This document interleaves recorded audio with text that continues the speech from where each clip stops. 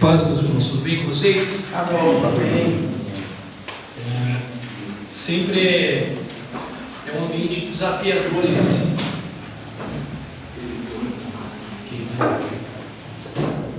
É muito desafiador nós ministrarmos a igreja do Senhor com essa mentalidade de corpo, porque é onde o Senhor está manifestado, ok?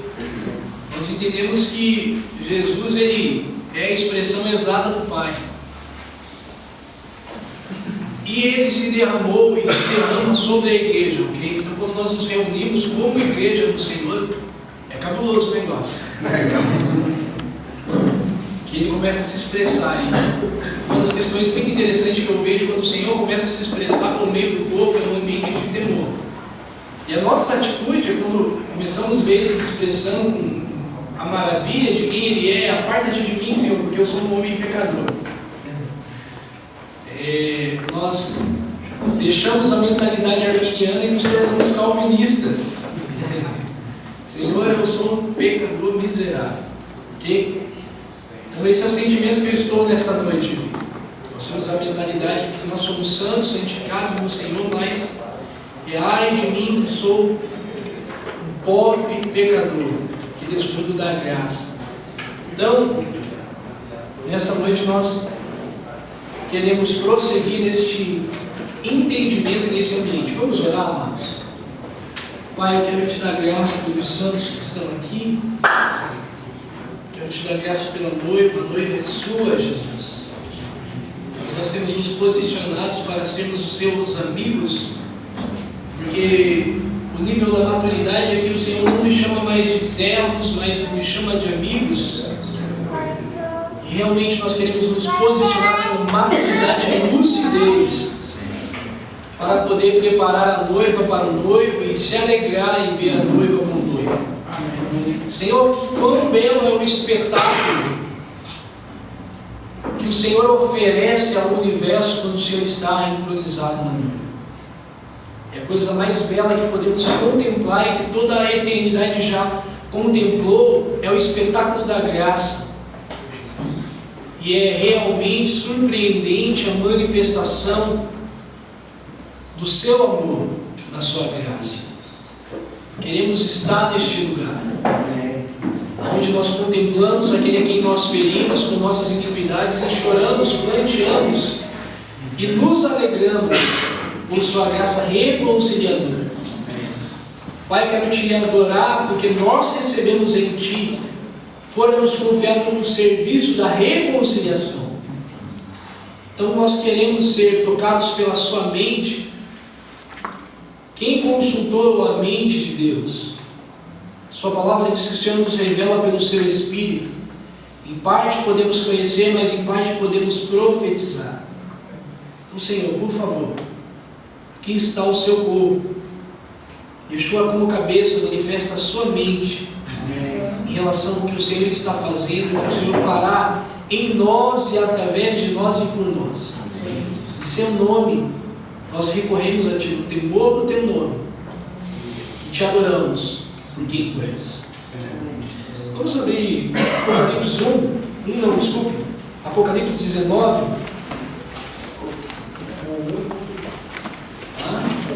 Isso.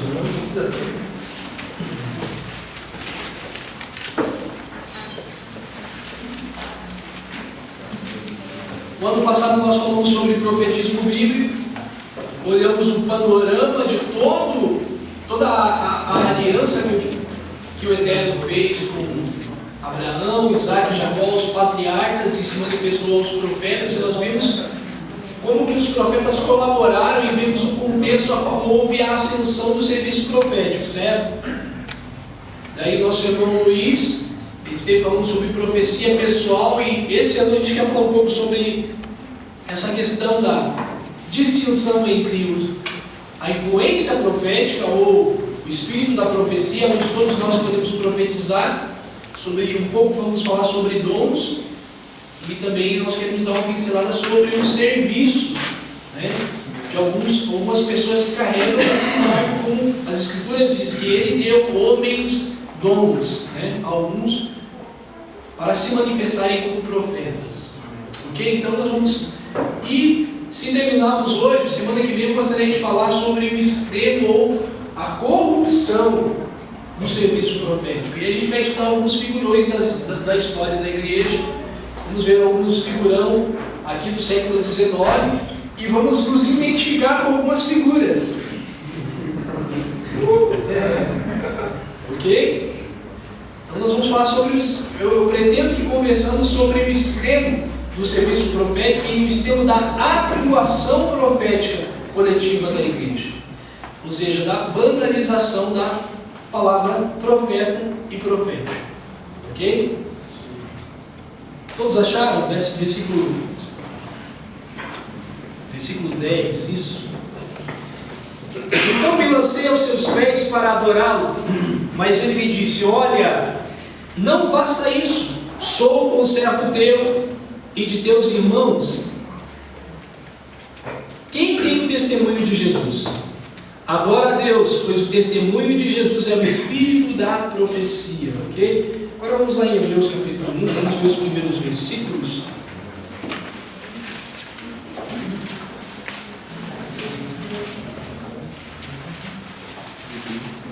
Hebreus 1, versículo 1 ao 3.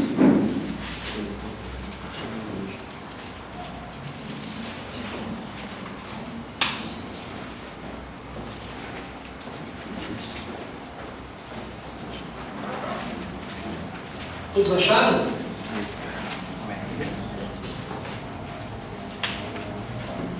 Hebreus 1, do verso 1 ao 3. Havendo Deus outrora falado muitas vezes, de muitas maneiras, aos pais pelos profetas, a nós falou-nos, nesses últimos dias, pelo Filho, a quem constituiu o herdeiro de tudo, por quem fez o mundo. O Filho é o resplendor da sua glória, a expressão da sua imagem, da imagem da sua pessoa, sustentando todas as coisas pela palavra do seu poder. Havendo feito por si mesmo a purificação dos nossos pecados, assentou-se à destra e à majestade nas alturas. Ok? Quando nós falamos sobre o serviço profético e a realidade que nós estamos vivendo na aliança que o Senhor fez conosco por intermédio de Jesus, de Yeshua, nós temos que entender isso. Que quando nós falamos sobre uma grande escala da atuação profética, que é a promessa do Pai em Joel 2,28, que nos últimos dias o Senhor derramaria o seu Espírito sobre toda... E qual seria a evidência? Isso, meus servos e servas profetizarão. E aí nós vemos como iria ser a dinâmica disso, a manifestação disso. Os jovens terão visões.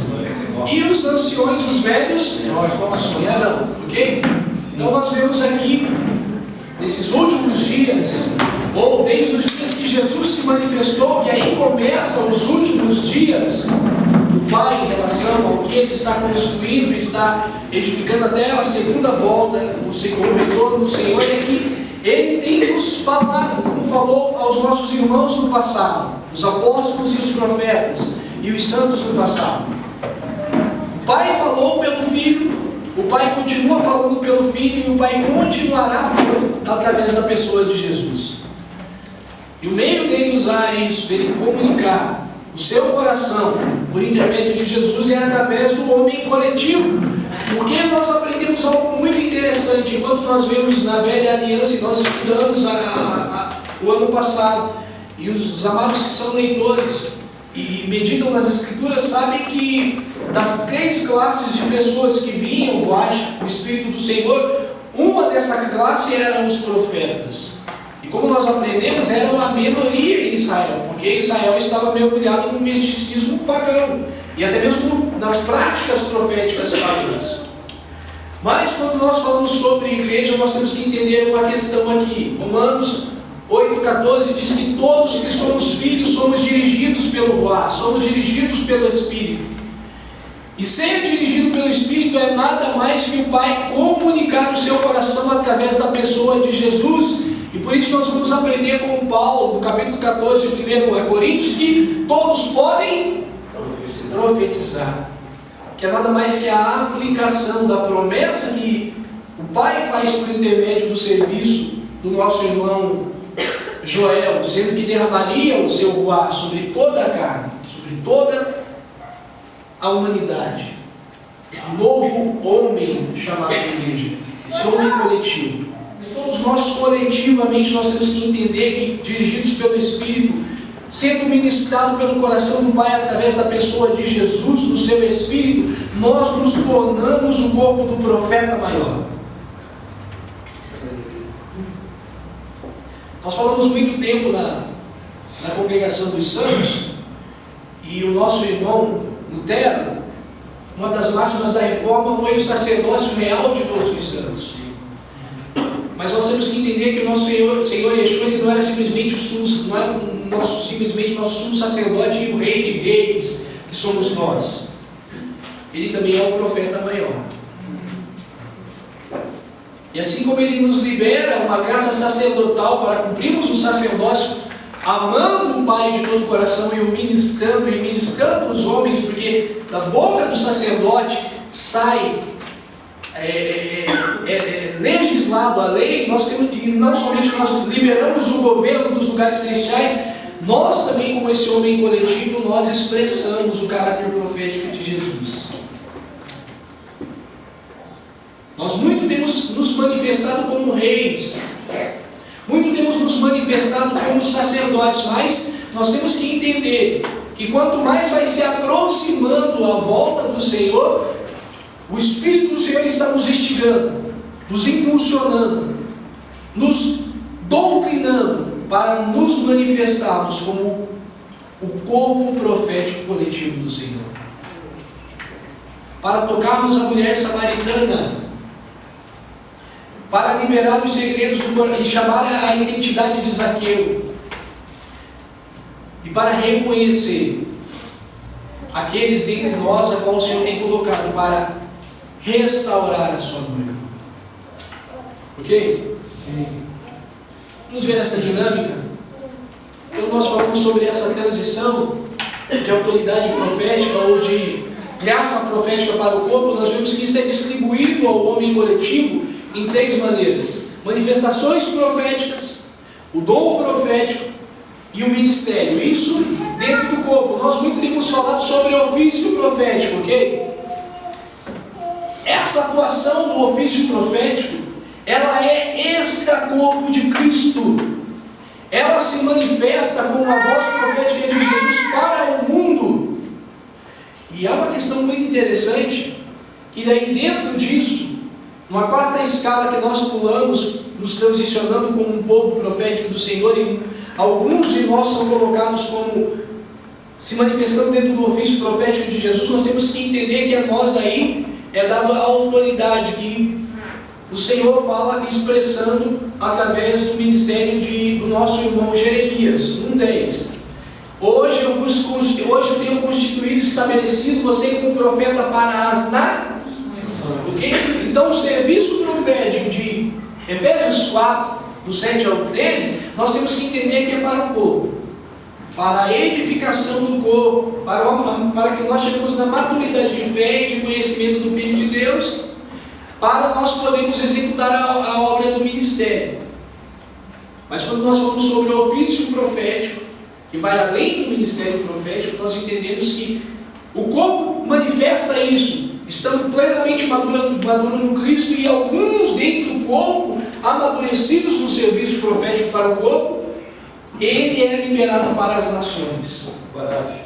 Você está dizendo então que tem, depois do ministério tem um ofício. O ofício. Está escondido ali então. Isso. Cara, veja só. Quando você vê aqui em Efésios 4, do 7 ao 13, o que diz? Está falando que para o corpo é um dom de ascensão, é um presente de Yeshua para nós, a igreja, para nos edificar. Agora, quando você pega Jeremias 1:10, está falando de nações. A igreja, ela é composta por nações, por etnias, ok? Mas literalmente, quando nós vemos alguns profetas da lei, nós vemos eles sendo dados para nações e se manifestando em um nome de Yeshua, que é a palavra de Deus, ou manifestando em Yeshua ao mundo das nações. Nós vamos ver Jeremias ministrando não somente em Israel, mas também liberando sentenças contra a Babilônia. Também liberando sentenças contra o Egito e as nações inimigas de Israel. Esse nível de autoridade do ofício profético é para liberar juízo às nações. E essa liberação de decreto de juízos nada mais é uma manifestação, é um convite ao arrependimento. São homens de sinais. E quanto mais se aproxima o retorno do Senhor, e quando nós falamos sobre as duas testemunhas, eu tenho particularmente uma interpretação profética em que eu aplico isso. Quais são duas testemunhas que você vai ver na graça, na nova aliança e na lei? Quando Isaías fala de vós sois minha testemunha, ele está falando ao povo judeu, ok? E quando Yeshua está falando para os discípulos sobre vocês serão minhas testemunhas para a igreja, que é composto de judeus e gentios. Então nós vemos que eu creio que o retorno do Senhor é antecedente à nossa perseguição, onde nós somos perseguidos, somos rodeados por todas as nações, como Mateus 24. Por termos o Evangelho do Reino. E qual é a base do Evangelho do Reino? Não há ênfase na salvação, mas há ênfase no senhorio de Yeshua. E a base dessa mensagem de senhorio é: arrependam-se porque o Reino está retornando. Aí Yeshua diz: vocês serão odiados por todas as nações, ok? Porque esse Evangelho do Reino será pregado em todas as nações. E o que vai provocar essa mensagem de reino a todas as nações? Os sinais acompanharão essa mensagem do reino.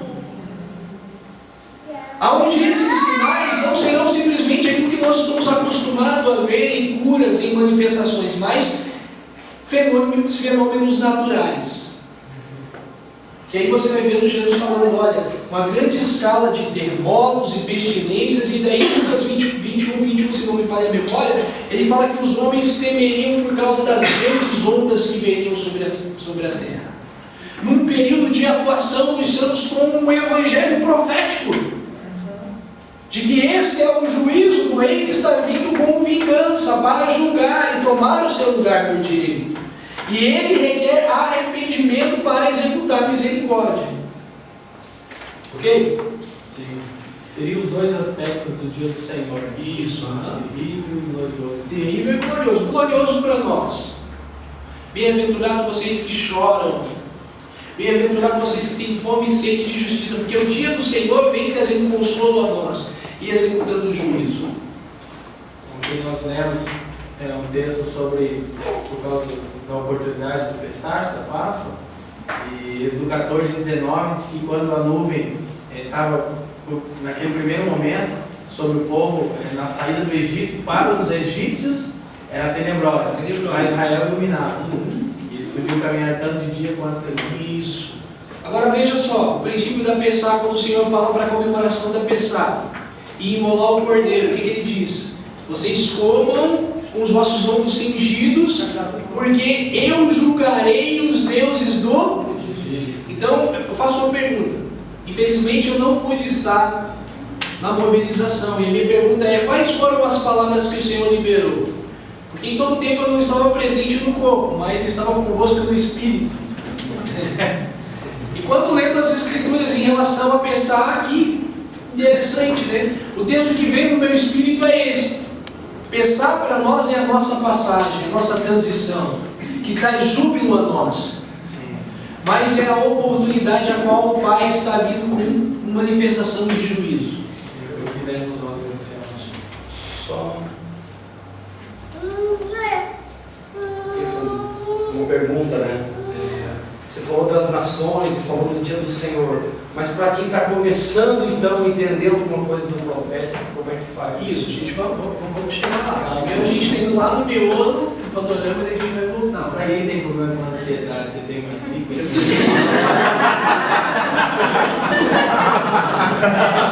Eu batismo com chimarrão, com vinho, Caminho facilitado para você. Vamos chegar lá. Segundo o nosso irmão Everaldo, depois de 3 meses, a ovelha vai ingerir qualquer alimento. É aprendido isso com o nosso amigo aí. Então a gente não tem poupado o calibre, né? Ok? Vamos lá. Nós lemos o versículo 10 do capítulo 19, aonde nós vemos aqui qual a razão então de manifestações proféticas. Tirar o foco de homens ou qualquer ser ou criatura, criação, que tenta tomar o lugar do Criador em nossas expectativas. João, no ambiente celestial, vê um modelo de adoração celestial, vê um modelo de ambiente celestial, e ele se empolga tanto com as revelações dos seres celestiais que ele quer adorar os caras. E aí a proposta, adora a Deus. O alvo da sua adoração é adora a Deus. Em outras palavras, rapaz, você está desinteirado do foco, ou seja, você esqueceu que a própria palavra encarnada de Deus, que é o próprio Yeshua, te ensinou que o Pai procura adoradores que adoram em espírito e verdade. A adoração é o Pai. Eu sou o seu conservo, eu sou o seu escravo, para que você possa servir. Então adore o Pai e entenda que o testemunho de Jesus, ele parte do espírito ou da mentalidade, do espírito da profecia. A razão da manifestação da revelação sempre é e sempre será manifestar e revelar Jesus a nós. Tornar Jesus mais claro para nós. Ok? Toda manifestação profética. Cadê o Israel? Não está aqui, né? Ele gosta de ouvir isso. Toda atuação profética que não torna mais claro a pessoa de Jesus a nós e os seus atributos, irmãos, é mero misticismo. Ok? Então, esse é o princípio que o Pai escolheu. Primeiramente, nós reconhecemos o senhorio de Yeshua, o senhorio de Jesus, e nos tornamos igreja na base dessa revelação. Porque quando os irmãos estavam presentes, quem vocês dizem que é quem eles dizem que é o filho do homem? Eles falavam, olha, é Jeremias, é o Batista, né? Qualquer um dos profetas. E aí ele pergunta, né, que seria essa pergunta para nós, e vocês quem vocês dizem? Pedro diz, olha, tu és o Cristo, Filho de Deus. E aí Yeshua diz, olha, essa verdade não foi carne e sangue que te revelou, meu amado. Isso é nada mais que a graça do Pai manifesta no seu entendimento, pelo Espírito. Então, se nós temos visto, e nós em algumas vezes manifestamos, sem o entendimento literal de quem é o Cristo, de quem é Jesus, quer dizer que nós caminhamos debaixo de argumentações até mesmo humanas, mas não caminhamos debaixo da revelação do Pai de quem é Jesus. Porque é muito lindo. Nós vemos que Yeshua vai dizendo sobre o Espírito, ele fala o seguinte, eu vou para o Pai, ele vos enviará um outro Consolador, um outro Tutor, um outro Ajudador, que vai vos conduzir em toda a revelação que eu tenho dado para vocês. E antes disso ele diz o seguinte, olha, eu vos gostaria de dizer muitas coisas, mas vocês não vão suportar. Então eu irei para o Pai, e o Pai irá fazer o que? Ele vai desmistificar. Tudo aquilo que para vocês é complicado vai ter mais sentido para vocês. Então nós podemos ver que, em primeira instância, quando nós falamos por que nós devemos nos manifestar como um povo profético, é que é o meio ao qual o Pai escolheu para nós nos inteirarmos da totalidade do Cristo. E como já está muito batida essa linguagem, essa questão do que é profético, ser profético, viver uma vida profética é nada mais que viver a vida do reino. Não é ser uma pessoa ultra espiritual, porque todos nós somos seres espirituais e o primeiro aspecto da salvação foi a recriação do nosso espírito. E isso já nos habilitou e já fez de nós pessoas proféticas. Porque isso é um sinal da filiação. Todos que são filhos são guiados pelo Espírito. Sim. Aí quando nós vamos falar sobre o dom de profecia e sobre o ministério profético dentro da igreja, nada mais que esses santos aqui, eles vão nos ajudar a entender o que nós já temos. Ok? Todo mundo aqui tem uma boca, o olhinho que o papai do céu deu, que é parecido com o olhinho da mamãe ou do papai da terra. Para que você possa interagir melhor no reino natural. O nosso Pai Celestial, como Ele excede a questão, Ele é mais gracioso do que nós que sabemos dar boas, sendo mal, sabemos dar boas coisas aos nossos filhos. Antes dele prover para nós a espiritualidade, Ele provê os meios a qual nós iríamos interagir com Ele, nos formando como espírito perfeito, a qual as Escrituras vai chamar de um homem interior. Então, o papel dos santos que são dados como profetas é eles manifestarem um nível e um padrão de comunhão do Espírito com o Pai e compartilhar todo o tesouro que eles carregam dentro de si junto para conosco. A mesma questão que Jesus, o profeta do Pai, veio. Porque uma das primeiras promessas messiânicas mais literais e definitivas sobre o papel do Cristo, nós vemos na tipologia do Cristo Moisés. E quando Moisés fala sobre a vida do Cristo, Deuteronômio 18, ele não fala virar o Messias, virar o rei, virar o sacerdote. Quem que ele fala? E o Pai, o Deus, levantará após mim, um dia levantará um profeta como eu. Eu acho que ele foi ousado e foi infeliz nessa de um profeta como eu. Porque quando nós mergulhamos aqui em Hebreus, irmãos, nós vemos que todos os ícones da fé judaica, seja judaica ortodoxa ou messiânica, nós vemos que são derrubados pela realidade de quem é o Mashiach. A temática do livro de Hebreus vai colocar ele acima da lei, ou ele como a própria lei. O cumprimento da lei em si, ele é a lei do Pai. Acima dos anjos, acima dos sacerdotes e acima dos patriarcas e qualquer figura, qualquer ícone judaico que é estabelecido e levantado. Ok? Samuel 10:6, vamos lá.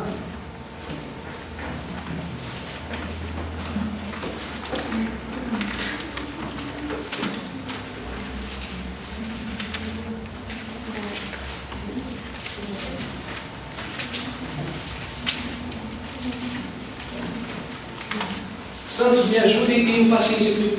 Estou sendo bem claro, meus amados? Opa. Eu tenho muito essa preocupação. Se os santos estão entendendo, porque o propósito é a edificação mútua, ok?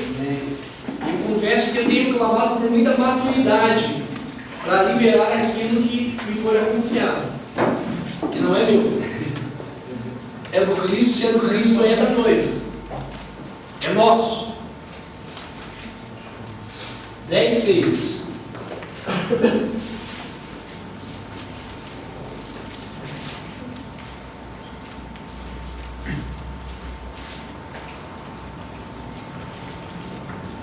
Todos acharam? O Espírito do Senhor se apoderará de ti e profetizarás com eles e serás transformado num outro homem. Ok? Que a gente vê o princípio da regeneração ou da recriação do Espírito, certo? Mas o meio a qual aqui essa profecia está sendo liberada sobre o nosso irmão Saul, ele tinha que estar num destacamento onde estivesse essa dinâmica de vida do Espírito, onde que nós vemos de uma forma mais comum na velha aliança, entre as companhias proféticas. Irmãos, eu amo essa palavra e nós temos falado muito sobre ranchos de profetas, escolas proféticas, companhias, ok? Mas aí, uma nova revelação, ou entendimento. A igreja em si já é um destacamento profético do Senhor. E esse é o ambiente onde o Espírito do Senhor se apodera de nós, nos tornando um novo homem e nos manifestando como um novo homem. Eu tenho visto, ao longo dos anos, o quanto temos tentado e procurado andar no destacamento profético. E o que tem dado? Nada. Porque o propósito do Senhor é não ter mais um clubinho dos espirituais, como nós vemos em Coríntios 3, 1 Coríntios. Nós somos de Pedro, nós somos de Apolo, nós somos de Paulo. E alguns diziam, nós somos do Cristo, mas em outras palavras, na linguagem original diziam, aqueles que se diziam os espirituais. Ai!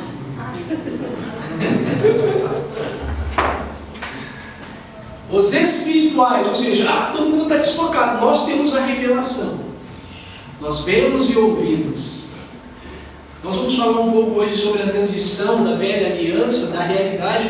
Quando nós vimos muito esse termo de profetas isolados, nós vemos que esse era um problema de caráter de pessoas. Essas pessoas estavam feridas e com problemas de caráter profundo, irmãos. Quando nós vemos Elias chegando e caia fogo sobre ele, se eu sou homem de Deus, ele estava totalmente amargurado, não tem nada de profético ali.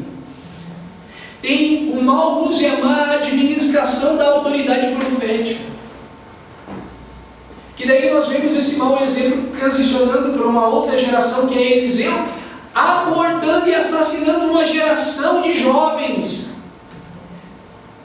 Sobe calvo, sobe calvo. Aí Eliseu, eu sou carequinha, né? Então eu amaldiçoo vocês. E aí você vê o seguinte: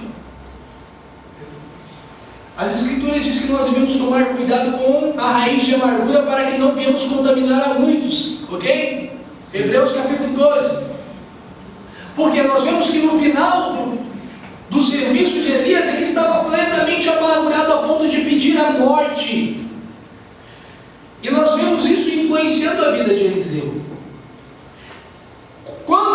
Nós vemos que no caso de Elias, ele comete o seu erro de amargura no fim da sua carreira, da sua jornada do serviço profético. E nós vemos Eliseu começando isso no início da sua jornada e depois ele já não faz mais isso. Quando nós vemos o aspecto de Elias, ele isolado muitas vezes do povo, e a única coisa que vai dizer da sua origem, que era Elias o Tisbita, aquele como vento, não sabe de onde vem, para onde vai, nós vemos sempre Eliseu à disposição de pessoas e com pessoas. E liberando pessoas, liberando o governo, liberando a nação, liberando provisão para o povo. Isso já aponta já a transição de que quando nós vemos a questão da lei para os nossos dias. Que aí até mesmo João Batista, quando ele encarna, ele traz o peso do Senhor sobre si, de Isaías 40, verso 3, o que ele diz? Todo monte será, e todo vale. Por que isso? Um alinhamento entre vales e montes. Geralmente você vai ver as figuras proféticas nos altos lugares. Em outras palavras, o Senhor está falando aí, rapaz, desce daí. E começa a manifestar isso nas regiões baixas. Existem momentos que nós devemos subir ao monte. Mas o propósito do Pai como uma nação sacerdotal e profética, nós temos que entender que nunca foi o propósito do Pai que unicamente Moisés recebesse a revelação do monte, mas era que todo o povo fosse uma nação de reis e sacerdotes. Mas quando eles começaram a ouvir a voz do Senhor, eles começaram a tremer e dizer: Moisés, não ouçamos a voz do Senhor, mas tu ouves e comunica isso a nós. E quando Moisés desce, ele dá uma boa nova: olha, se vocês temerem o Senhor, vocês serão uma nação, um reino sacerdotal. Mas em contrapartida, Yeshua continua falando a nós, o corpo, através do nosso irmão Pedro, dizendo que nós já somos. Marco, interessante esse texto que você falou sobre abaixar, porque essa escritura de 1 Samuel, ela fala de uma ascensão do rei Saul. Ele fala de uma subida, e a primeira coisa que... Transição de geracional, ok? Quando Davi está sendo perseguido por Saul, ele entra em Samá, na casa de Samuel, e o que Samuel está fazendo com o destacamento profético? Diz que ele está legislando, ele está ensinando, ele está exercendo maestria, e as Escrituras dizem: estava Samuel regendo o destacamento de profetas. A imagem seria essa: um maestro que está dando as diretrizes num conselho. E os nossos dias nós estamos vivendo uma transição, ok? E tem sido muito falado sobre isso. Nós temos um pouco profético aqui que Yeshua está fazendo é isso. Ele está nos regendo, nos ensinando a fluir no Espírito, em sintonia. Aonde numa orquestra, irmão, você não vai ver o destacamento do violinista. Você sempre vai julgar aquilo que é manifesto no mundo todo. E quando nós falamos que a igreja do Senhor ela é uma igreja profética e Jesus está fazendo esse papel que Samuel está fazendo, nós vemos o grande conserto que está sendo, que poderá, está sendo manifesto sobre nós através de nós, a igreja, ok? Vamos lá, versículo 3 do capítulo 14 de 1 Coríntios. Alguém me ajuda uma hora aí, me dá um sinal quando estiver perto, irmão?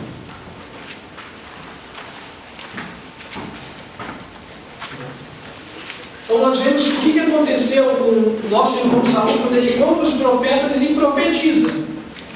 Mas depois diz que ele não profetiza mais, a não ser quando ele vai perseguir Davi e entra no destacamento dos profetas. Novamente ele fica uma madrugada profetizando.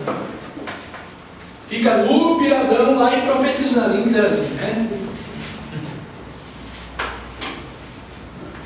Então, nós podemos entender que essa questão de manifestações proféticas, como todos nós somos guiados pelo Espírito, quando nós nos congregamos no ajuntamento, isso torna-se algo natural. E todos nós, não tem uma questão de maturidade, maduros ou imaturos, podem se manifestar profeticamente, com um certo nível de palavras. E aqui nesse gráfico, aqui, os irmãos que estão mais para cá não dá para ver, mas aqui nesse gráfico está a palavra dos homens e palavras de Deus. Você vai ver que nessa manifestação de profética, descrita em Samuel 10, 6 e 19, 10 de Apocalipse, que nós vemos isso acontecendo com Saul, o nível de palavras de homens é maior. E aí sai aquilo que nós chamamos de as profetadas. Porque requer um esforço maior. Já que aquele que fala em línguas, nós vemos no capítulo 14 de 1 Coríntios, esse edifica a si mesmo e fala com Deus em mistérios, mas profetizar é decodificar essa linguagem espiritual, uma linguagem natural. Então aqui nessa manifestação profética, como existe um esforço, um empreendimento humano, porque o nível de inspiração que vem do Espírito do Senhor, ele é uma proporção menor, aqui então estamos sujeitos a um número maior de erros. Mas como nós dizemos, é errando que se aprende, né? Qual o princípio de Yeshua? Ser diferente do povo que sofre muito? Então aí veja só que o ambiente onde é liberado essas manifestações é num ajuntamento, aonde nós somos aperfeiçoados é no ajuntamento. Os irmãos mais novos, os irmãos que começam a ter experiências proféticas, podem viver na interdependência com os santos mais velhos. E como a gente acaba dizendo, dentro de algumas figurinhas.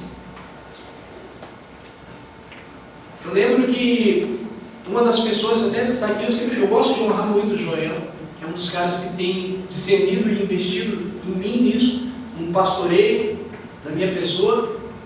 E uma das questões assim que eu entendo é essa: a gente tem que ter um ambiente seguro onde a gente possa consultar irmãos e submeter a nossa revelação.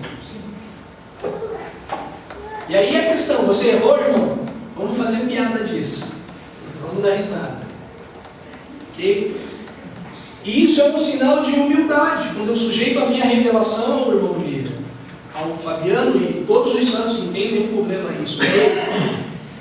E segundo essa postura de humildade, as Escrituras dizem que esse é o papel, eu me submeter ao Cristo, e sendo Cristo o cabeça do corpo, não tem como eu me submeter ao Cristo não me submetendo aos irmãos. É falácia, irmão, esse negócio de todo o reino e não... Saímos do sistema da pirâmide, mas só que daí nós usamos a liberdade para a libertinagem, aonde nós cantamos aquela canção profética dos tribalistas. Eu não sou de ninguém, eu sou de todo mundo e todo mundo é meu também, cara.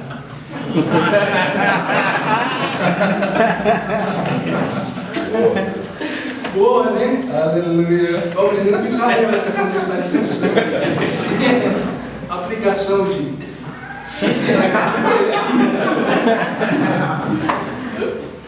Então, quando eu me submeto aos santos, que é a mesma coisa como Agostinho dizia, o Cristo total, o Cristo na igreja, a sujeição me leva à exaltação no Cristo. O que for me confiado no pouco e eu bem administrei isso, eu recebo mais. Ok? Uma pergunta aqui. Uma pergunta, o Saul está encaixado na manifestação profética. Isso, aham. No grupo, Isso, ele está aham. envolvido ali. Profetizou uma vez só e depois, por nossa, que gostoso. Mas... Tá. E aí, você acabou de falar agora, de você sujeitar, né, a palavra que Isso. recebeu. Como é que funciona o dele, né? Então, a palavra que ele deu foi colocada em julgamento, né? Vamos ver uma questão aqui. Foi tão autêntico o que aconteceu com o Saul, qual foram o provérbio que saiu em Israel? Também está entre os profetas. Está Saul entre os profetas. Acaso ele é profeta? Uma pergunta. Ele está entre os filhos dos profetas ou os discípulos? Naquele momento ele estava submetido. Submetido ao ambiente e à influência. Ok? É muito interessante quando nós estudamos os princípios elementares da nossa fé. Os santos falavam muito sobre o compartilhar e sobre a doutrina da imposição das mãos. Aí nós vemos os santos de Jerusalém descendo em Samaria, o que eles fazem? Pedro e João descem da parte de Tiago, quando Felipe, o evangelista, ministrou às pessoas o evangelho do reino e da salvação. Mas quem imparte a graça do Espírito da profecia são os santos de Jerusalém. Nós vamos ver isso, porque eles estavam se sujeitando à atuação do corpo e ao cuidado do corpo. E qual for a consequência disso, de toda a manifestação que nós vemos do Espírito em território gentílico? Enquanto alguns falavam em línguas, outros profetizavam. Daí nós vemos lá Simão, o curtidor, o mago: olha, eu vou te dar um din-din aqui, eu vou fazer uma conferência com vocês, profética. E aí você vai botar uma lambuzada de azeite em mim, eu vou cair, vou babar e vou fazer o que vocês estão fazendo. Tá, mas aí, deixa eu voltar um pouquinho numa coisa, ele usando isso que você acabou de dizer. Então tem esse caso de Simão e o caso de Saul. Isso. Que podemos dizer que pessoalmente eles sejam semelhantes. Assim. Agora veja só, qual é a visão mas de... como? Porque a Bíblia não fala do que foi que Saul profetizou, por exemplo, né? Sim. Então por que, só porque ele estava no meio dos profetas, o caráter dele, entendeu? Como que se disse, por que se disse que ele tinha profetizado? Então assim, queria entender isso aí. Como as escrituras elas não nos dão detalhe, mas tem uma máxima que nós interpretamos as escrituras por elas mesmas. Então nós vamos ver todo o contexto. Ele se submete à autoridade profética de Samuel, à direção profética de Samuel e ao ambiente profético que vem de encontro com ele. Não tinha essa revelação do Machia e nem essa revelação da igreja, ok?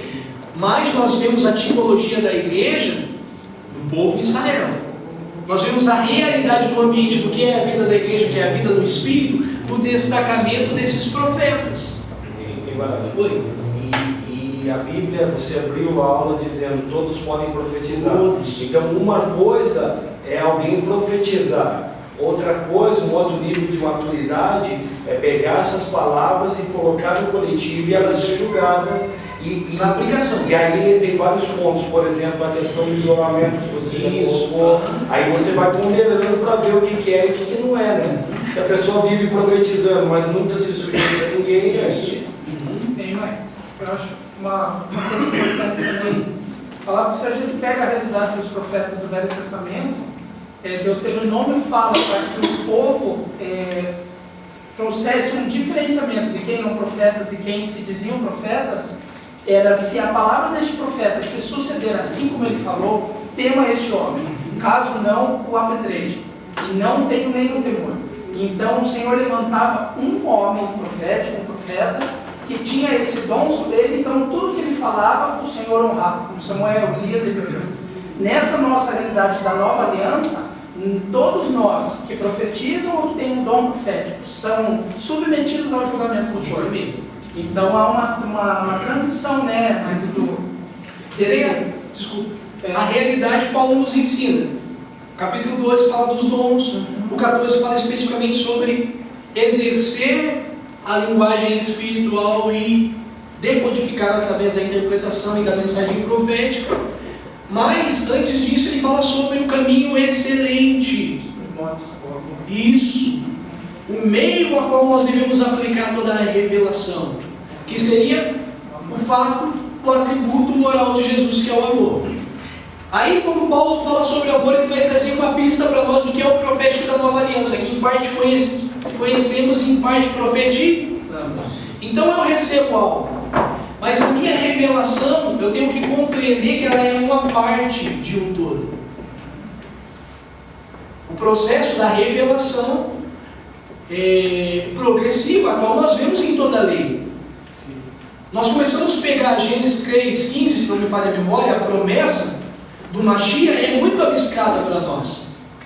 Começamos a ver as tipologias aí em Gênesis 22, mas só em Isaías, um filho, o seu nome será conselheiro, tal, né?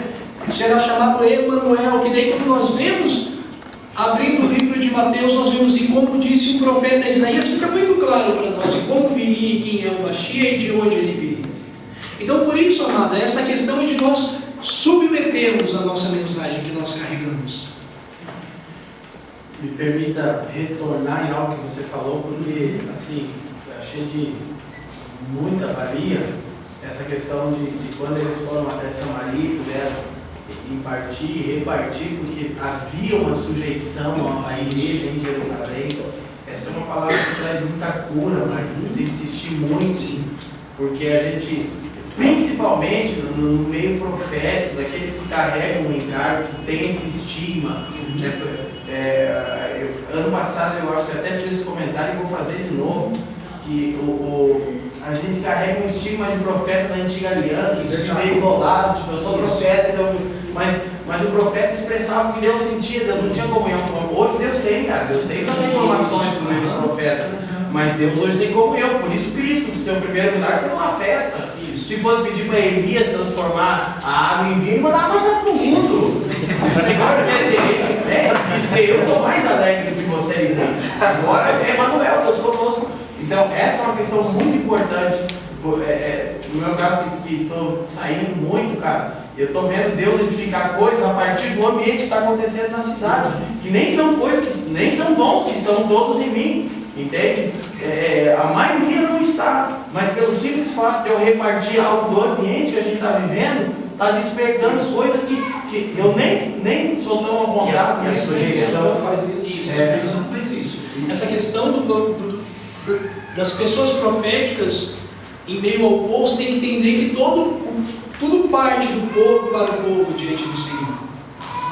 Aí você vai ver, até na velha aliança, teve um profeta que foi comido por um leão, ok? 2 profetas na transição do reinado de Salomão, e um olha para o outro, ei, me dê aqui um soco aqui, e ele, não vou te bater, então daí vem o leão e aí nós vemos, então, acontece uma outra questão, o profeta que vai profetizar contra o altar de Betel, ele volta, negligencia a palavra do Senhor. O que acontece com ele? Deus não mata o povo, mas manda matar o profeta. Então a gente tem que estar conscientizado disso, que quando eu tenho essa atitude extra radical, que é também uma questão até mesmo antibíblica, literalmente você não pode morrer, mas pode haver a falência da graça profética em você.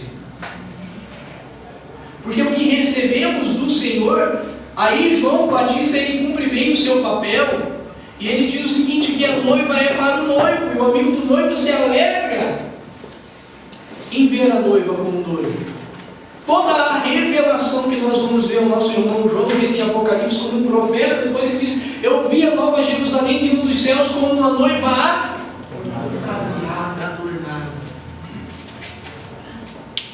Agora, o ano passado eu falei isso, né, Fabiano, o ano passado a gente teve tipo, carne e unha.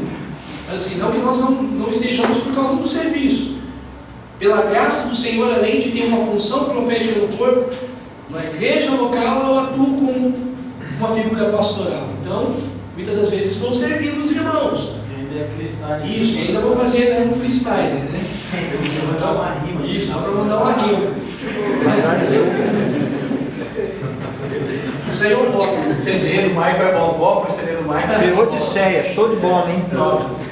Então veja só, nós temos que entender que o princípio quando o Senhor fala sobre os profetas é que dentre o povo, dentre os vossos, dentre vós, Amós 2,11, eu suscitei profetas, e os vossos filhos, os vossos jovens como consagrados, nazireus.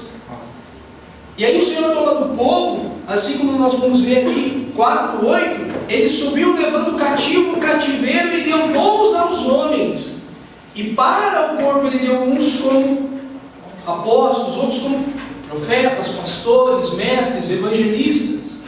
Então o que ele toma para si, ele entrega para o seu povo. E sendo nós, o corpo de Cristo, membros desse corpo, aí tem uma questão bem interessante, assim, diz que, em relação ao nosso Romanos 8, diz que o Pai não negou para nós o seu único Filho, como também não nos negarás também as demais coisas.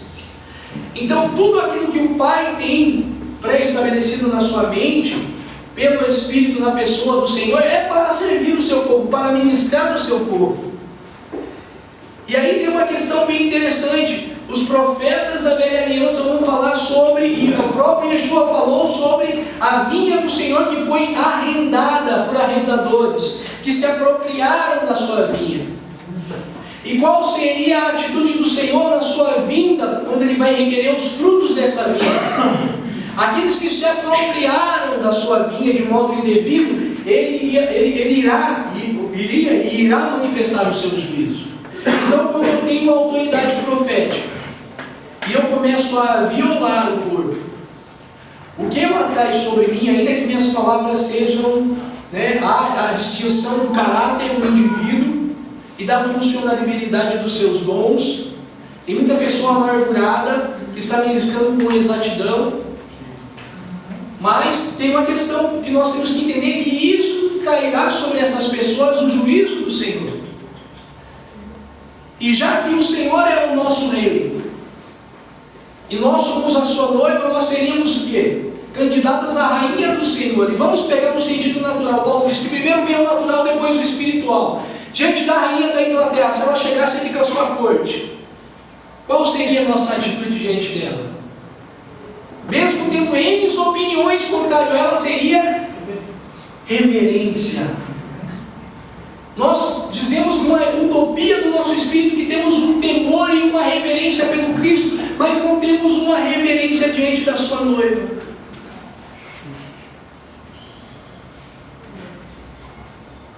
E o que geramos, sendo que a palavra do reino é a semente ou o sêmen, e na mentalidade madura, os ministros são aqueles que liberam o sêmen do reino, que vai liberar a vida do reino, do Cristo dos santos, seria como um aparelho reprodutor do reino, do corpo de Cristo. Toda penetração que não é por amor é violação e traz traumas. E por isso a nossa realidade sobre o serviço profético é uma realidade de choque e trauma com o ministério profético, porque os profetas da nova aliança por muito tempo têm violado a noiva. Em outras palavras, vamos ser mais ruins, têm estrupado a noiva do Senhor. Você crê que há uma questão também, em 1 Coríntios 9, que vocês falam em parte conhecemos e em parte profetizamos? Eu creio que aí o contexto original é outro, mas a gente até não falava com o Davi algo sobre isso. Uma coisa que nós enfrentamos, eu creio, no caso talvez já do ministério, do dom profético, na localidade, é que esse texto me parece também afirmar que você profetiza até onde você vê, até onde você entende. Então há muitos profetas genuínos com odre velho. Isso. E eles falam e tentam encaixar aquilo que eles estão liberando dentro do odre velho, e não tem a plenitude do que foi dito por Deus, porque passa pelo ordem. Sim. Esse é um desafio, né? Muitos deles profetizam em nome dele, mas não com ele. E os dons são gratuitos, né? Você pode Segundo buscar, a né? escola que ele frequentou, né? Isso. Você pode chamar, exato. Isso. A escola, quando nós usamos esse termo, é o ambiente. Ok? Então, amados, nós temos que ver, nós queremos fazer campanhas contra a pedofilia como corpo de Cristo. Paulo disse que primeiro vem o natural, depois o espiritual. Se nós vemos uma atuação espiritual no cosmos, no mundo de pedofilia, nós temos que ver que pessoas que se dizem maduras em ministrar a noiva, entre a qual muitos da noiva se encontram com uma mentalidade imatura, que quando nós manifestamos carnalidade como divisão, facção, ira, contenda como igreja, as escrituras dizem que nós somos bebês. E aí quando eu ministro pessoas numa mentalidade agressiva, sem amor profeticamente, é nada mais que pedofilia espiritual. E muitas pessoas, e muitas das vezes, eu e muitos de nós, cometemos erros de sermos pedófilos no espírito.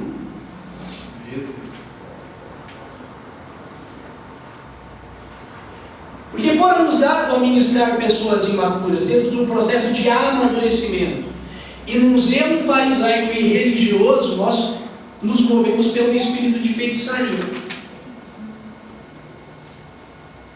Então, quando nós falamos sobre arrependimento, parte já desses princípios, de não somente dos pecados morais, mas dos pecados espirituais. E muitas das vezes, quando nós ministramos com dureza, é de um fundamento de orgulho. E aí nós chegamos, rapaz, eu fui na reunião lá e quebrei tudo. Raios e trovões e relâmpagos. Eu vejo Samuel profetizando em raios e relâmpagos e trovões, vindo simplesmente para o temor de Israel, mas contra os inimigos de Israel.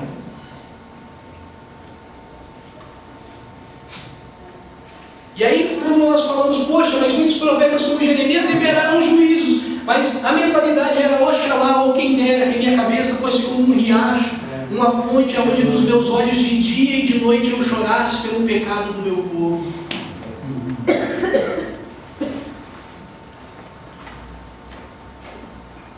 Quando ele é privado de casar, se o Senhor diz, olha cara, você não vai casar, você vai ficar num estado de luto, porque o meu coração está em luto pelo meu povo.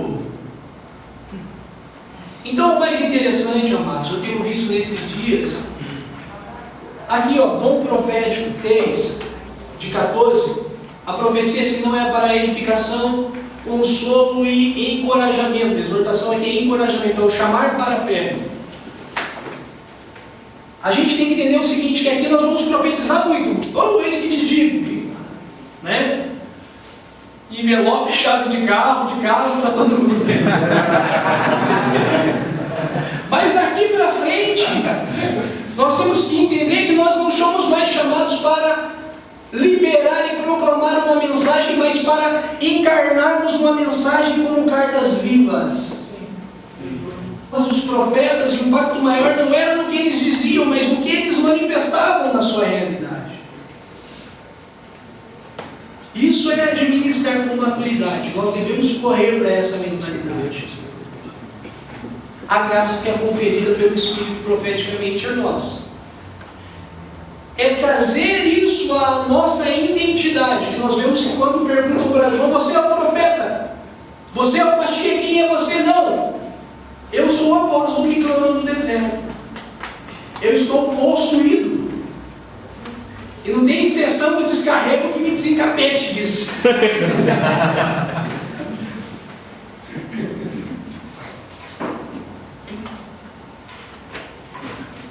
É isso que devemos, é isso que o Senhor quer que façamos esses dias. Para isso têm sido dados os profetas à igreja do Senhor. Para que nós, como igreja, nos manifestamos dentro da graça do Evangelho da reconciliação, mas esse Evangelho encarnado em nós. Assim, é Salmos 9 ou 19 que fala assim, como um dia anuncia outro dia. 19. Sem comunicar palavra alguma. estudiosos da história da igreja, século XVII, nós vamos ver pessoas como Wesley e Charles Finney, que o peso e a autoridade profética não estavam simplesmente nas suas palavras, mas simplesmente na sua pessoa. Que lugares onde estavam esses homens, o Espírito de graça e de súplica trazia um batismo de arrependimento. E para nós que somos a Igreja do Cordeiro, fora nos dado o Evangelho da reconciliação, mas a base desse Evangelho é arrependei-vos. Mas como é comunicada essa mensagem de arrependimento? Palavras e argumentações não bastam. Porque o Evangelho do Reino não é demonstrado em palavras, mas em demonstração de poder. A única palavra do Evangelho do Reino é a palavra de Deus, que é o próprio Yeshua. O resto é falácia e conversa fiada. Como diz Fabiano, o resto a gente tem filosofado. A mentalidade grega, né? A gente tem visto essa realidade, né? Ou sobre isso te ouviremos mais. As muitas letras têm nos feito delirarmos, né, Xarão? Não é o caso de Paulo. Não é o caso de Paulo. A letra tinha encarnado nele, né? O verbo eterno. Horas, irmãos, me ajudem, por favor. 9h35. Você tem mais 25 minutos. Mais 25 minutos? Beleza. Tudo que passar disso vem de você. Né? Isso. Passar daqui é da carga. Então veja só. Aqui nós vemos então a influência humana da mentalidade do homem exterior. A psique fala mais alto aqui. Manifestações dons. Nós já vemos a diminuição do homem natural, do esforço humano, e quando nós chegamos ao ministério profético, nós vemos esse crescimento. Eu citei o versículo 3, ok? Do capítulo 14, certo? Aí quando nós olhamos aqui, o quadro, nós vemos a função para o corpo, nós entendemos o versículo 20, de 2 de Efésios, que o tema de Efésios é a igreja, o novo homem. E quando fala sobre a igreja, vocês eram estrangeiros, 19, estavam distantes.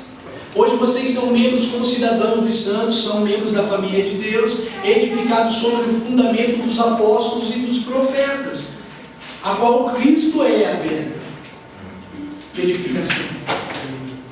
O fundamento do profeta, dos profetas e dos apóstolos é aquilo que os primeiros apóstolos receberam de Jesus, o que os profetas da lei apontaram para o Senhor, e que também nós vemos profetas do Novo Testamento apontando para o Senhor. E daí quando nós vemos no território gentil Barnabé e Paulo se manifestando, entendamos que Barnabá, em aramaico, ou Barnabi, filho de profeta. E qual era a mensagem profética? Era eis que te digo. Assim diz o Senhor? Não, a mensagem dos profetas era: nós não viemos anunciar nada, a não ser o Cristo e esse crucificado. Porque nós temos que entender algo, irmãos.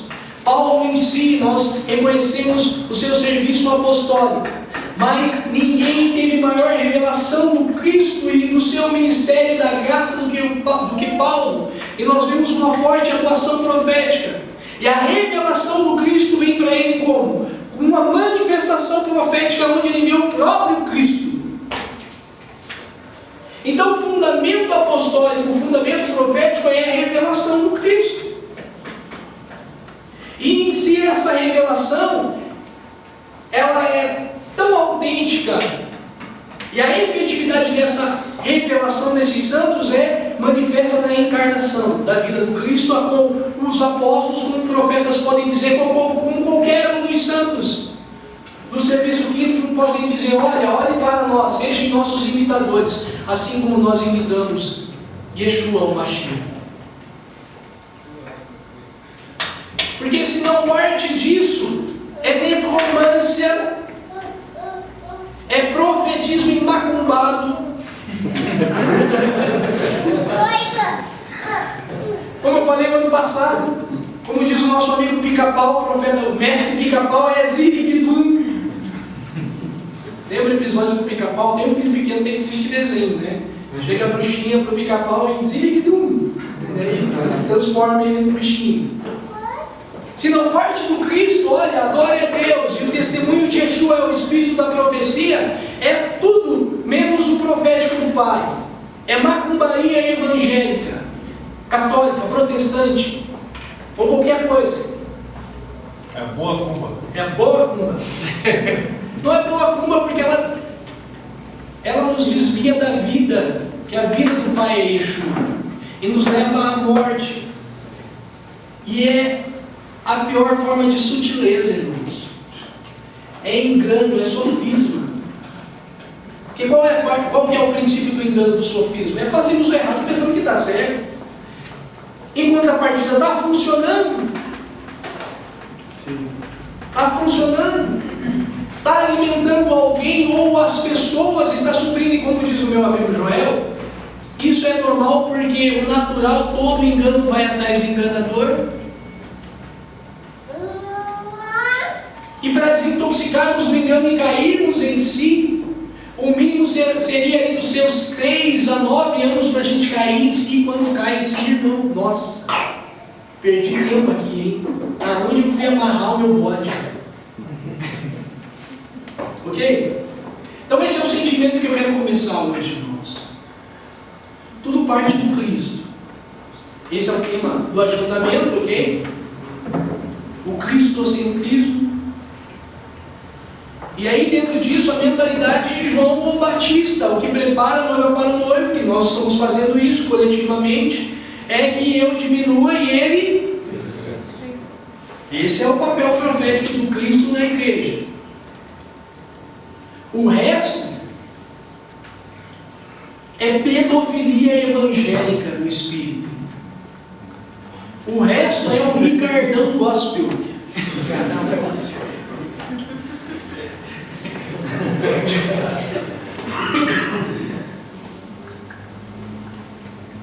Campo profético, veja lá, o dom ministerial de Cristo. Nós temos que entender o ministério profético. Aqui tem, ó, a gente tem um ranço de pirâmide, mas é só para exemplificar, ok? Pirâmide a gente vai falar.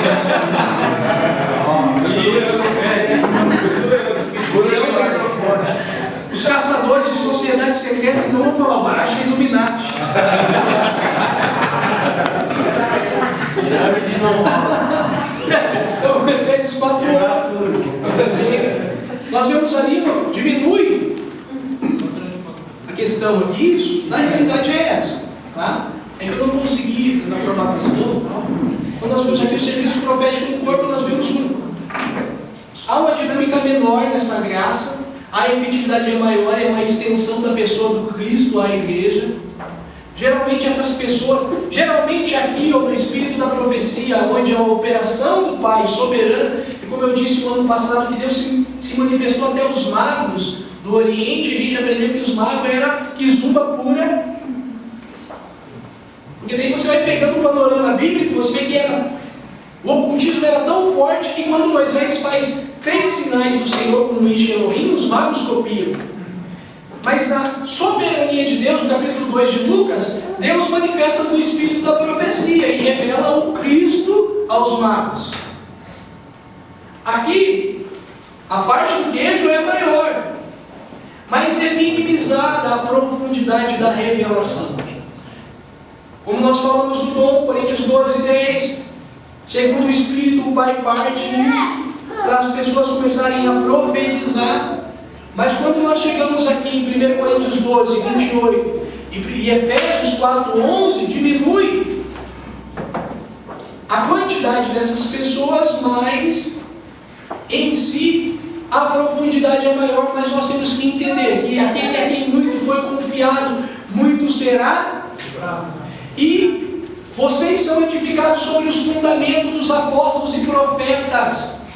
Então, se o fundamento são os apóstolos e os profetas, eles não aparecem. Nós estamos vendo o fundamento aqui nessa sala? Não. Está tendo aula lá em cima, ok? Não. Os futuros ministros estão sendo capacitados lá. E nós estamos aqui numa parte que é um fundamento para eles. Muitos deles nem sabem que nós estamos aqui. Alguns ouviram um murmúrio, de onde está vindo aí esse barulho? Então nós temos que entender que quando chega aqui, quanto mais você vai chegando, nós vamos chegando nesse nível de maturidade e de profundidade de revelação, na verdade isso aí vai invertendo. E sobre fundamentação não se vê um fundamento, mas se vê um resultado daquilo que perpegou, ou seja, vê-se um fruto. Então, quanto mais nós estamos aqui, menos nós seremos reconhecidos. E menos nós queremos isso, essa questão do reconhecimento. O Cristo será reconhecido em nós. Porque daí, quando nós vemos essa questão do ministério quinto, como nós sabemos que são funções, a função é revelar o Cristo aos santos. Cometer simplesmente só o seu dízimo dos dízimos. Seria redízimo. É isso. Isso é o princípio de honra, eu faço isso. Mas é vergonhoso quando nós falamos de apóstolos e profetas contemporâneos que, infelizmente, só se retém nisso. La cobertura apostólica. E quando nós vemos a efetividade do profetismo de Jesus, nós vemos pessoalmente ele, principalmente com Paulo vai dizer o seguinte, que os membros do corpo que são os mais frágeis, que são os menos honrosos, esses devem ter mais honra e devem ter prioridade. Nós vemos isso acontecendo com Yeshua, com Jesus.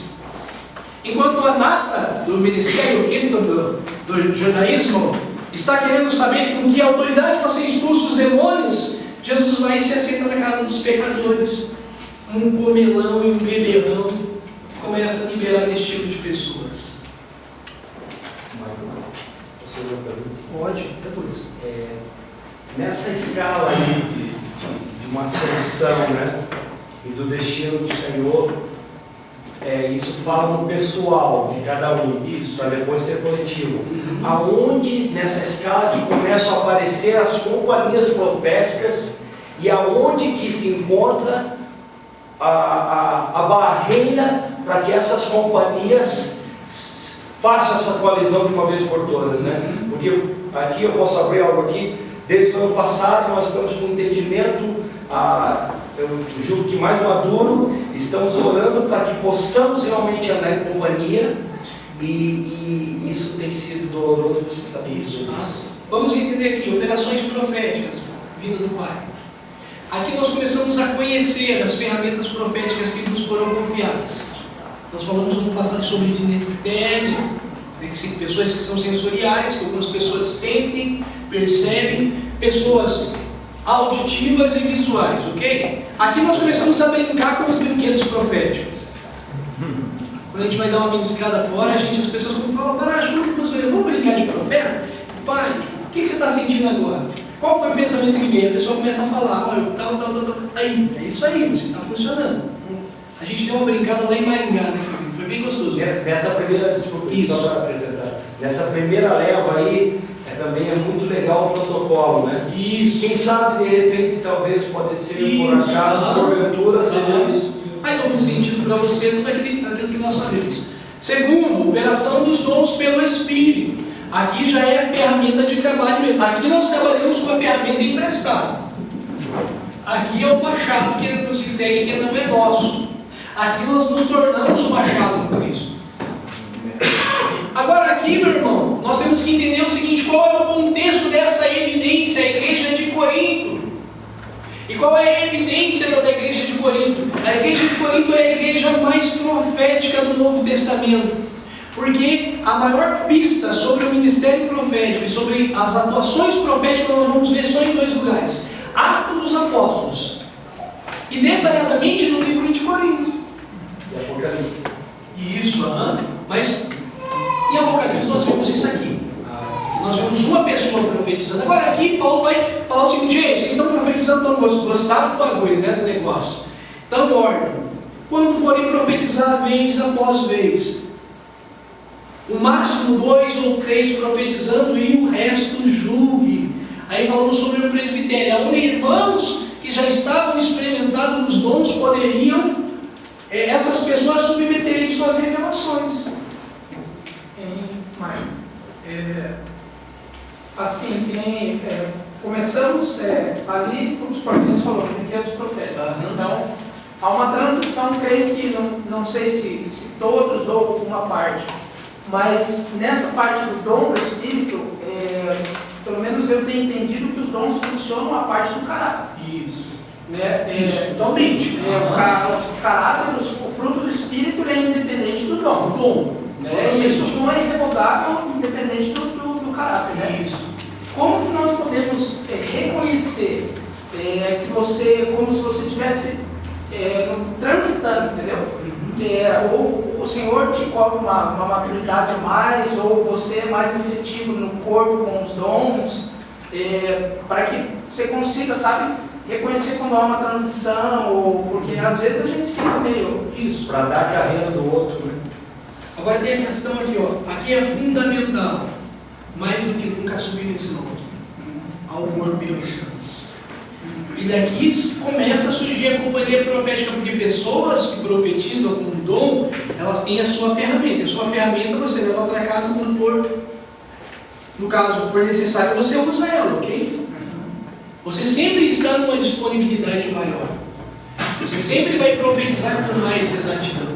Funciona independente. Uma pessoa direcionar. Isso. Nós estamos num ambiente aqui, de repente alguém vai pedir um conselho para você, ou pedir, geralmente, aí vai.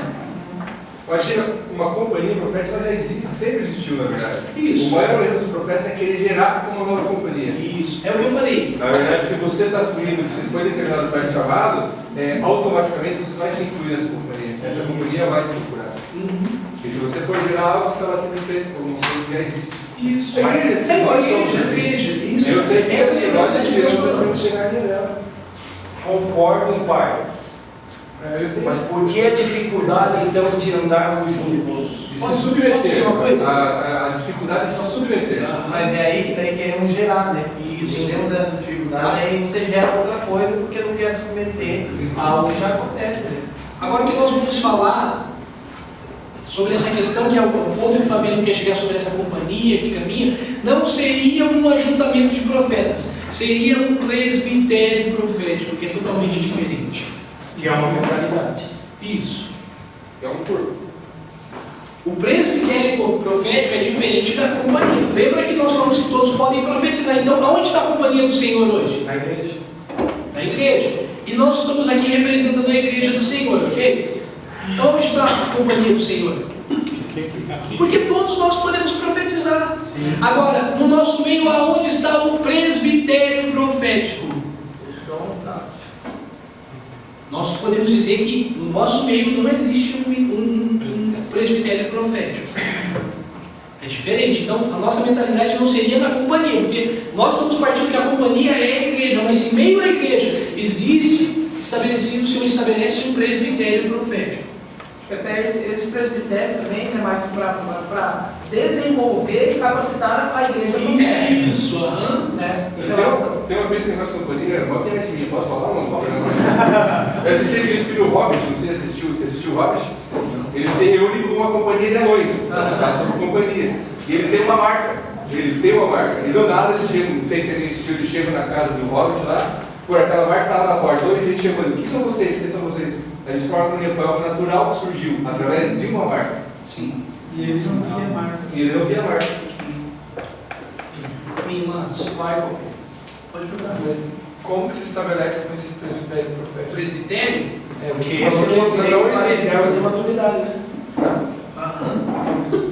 Isso, Perdão, é fundamental para a maturidade. Aonde surge o presbitério de Jerusalém? No ajuntamento. O próprio corpo reconhecia. E o Michael aponta, né? Isso. Eu penso que é lógico que não é essa a proposta de separar, porque não é essa palavra, né? Mas acontece um destaque para o presbitério. Isso. Sempre acontece, não é uma separação, isso a gente tem quebrado durante tanto tempo, mas eu penso que um cuidado que se deve ter é que quando se faz a companhia, como o Fabiano estava dizendo, se montou, um se submete ao outro, não pode mesmo haver separação, porque aí, dentro de um presbitério que tenha lá 10 pessoas que sejam, que funcionam, como profetas, eles não podem estar submissos somente a esses 10. Eles têm que estar submissos ao resto do povo. Porque aí, senão, a gente acaba até gerando, sei lá, um outro problema, porque aí, assim, eu funciono como profético, você não pode se submeter a quem é só pastoral e tal. Então, assim, a gente entende isso, mas é sempre bom frisar por causa desse cuidado. Sim. Essa é a mentalidade. Eu acho que o maior desafio de tudo isso é submeter aos outros ofícios. Profetas serem pastoreados. Porque a gente entende, por causa do fundamento apostólico e profético, e ninguém pode mudar isso. Então, hoje, nos últimos 10 anos, tem uma ênfase sobre o ministério apostólico e o profético. Cara, é sempre um assunto interessante, não sei, até que eu não sou profeta, mas eu amo ficar ouvindo essas coisas. É legal, empolga. Mas é por causa dos teus serviços que trabalham junto. Talvez seja isso, minha amigo, sei lá, eu já estou pensando aqui, tem que te levar nas viagens. Mas tem que ter esse cuidado de sujeitar outros, aos pastores, né? Eu sei que você sabe assim, vamos entender assim. Hoje, as figuras pastorais da minha vida, além dos irmãos, né, eu recebo o pastoreio do sumo pastor, do bispo das nossas vidas, que é o Senhor, mas pessoalmente, a qual eu e minha família se submetem, e sempre eu me submeti, foram pessoas pastorais. Porque eu sempre gosto de citar o exemplo do irmão Joel, porque a questão ele fala o seguinte, né, além dele ser o pastor que o Senhor reflete o pastoreio dele a mim, o sumo pastor, ele é a pessoa a qual ele fala bem assim, Paracho, eu sou o cara que te exorta, que te repreende, você é a pessoa que me corrige. Aí há mutualidade dentro disso. E isso casa com a palavra no ano passado, porque quando foi acabar a escola, nós trabalhamos fundamento apostólico, profético, com uma ênfase bem aprofundada, todo quem estava na escola sabe disso, e foi bem rico, e uma palavra que nós ouvimos no coletivo, depois disso agora chega disso, pastoral. Pastoral, bem isso. Inclusive pessoas proféticas, por essa questão de transição, e como Paulo disse, o que é ser profético? É atuar continuamente com o seu homem espiritual, o seu homem exterior, o seu homem interior. Paulo nos explica dizendo que ainda que o homem exterior se corrompa, o homem interior se renova. Então, pessoas proféticas constantemente estão se renovando na revelação progressiva, mas o seu homem exterior está sempre numa transição. Uma pessoa pastoral, porque aí nós vamos entender dificuldades proféticas. Nós vamos ver o caso de Eliseu, que chega uma viúva para ele e fala bem assim, olha, eu sou esposa de um dos filhos dos profetas, que deixou uma grande dívida. E os nossos filhos estão sendo pegos pelos credores. Quem que vai alinhar o coração do profeta que às vezes quer viver no extremo e céu, e vai trazer ele para a terra? Pessoas com coração pastoral. Ok? Então, não é porque eu tenho uma graça, uma revelação profética, eu devo ser independente dos santos. Porque quem executa o cuidado e tosqueia as ovelhas, e antes eu tenho que me lembrar que antes eu fui como profeta, eu sou ovelha. E eu tenho que ser tosqueado, rapaz. E o ofício que o pai escolheu para tosquear a ovelha é o ofício pastoral. Certo que dá uma briga de cão e gato, às vezes, com o profeta e o pastor, cara. Tipo uma brincadeira do Tom e Jerry, né? Obrigado. Ok? E nós temos que lembrar que a maturidade do corpo, tem muitos suportai-vos uns aos outros, amai-vos, perdoai-vos, submetam-se uns aos outros. Essa é a nossa maturidade. E se os profetas são aqueles que foram confiados no fundamento, essa premissa deve partir de nós, meus amados. Senão nós manifestamos anátema ao corpo de Cristo. Ok? Vamos parar aqui, beleza? Respeitar o horário. Nós continuaremos conversando sobre isso, sobre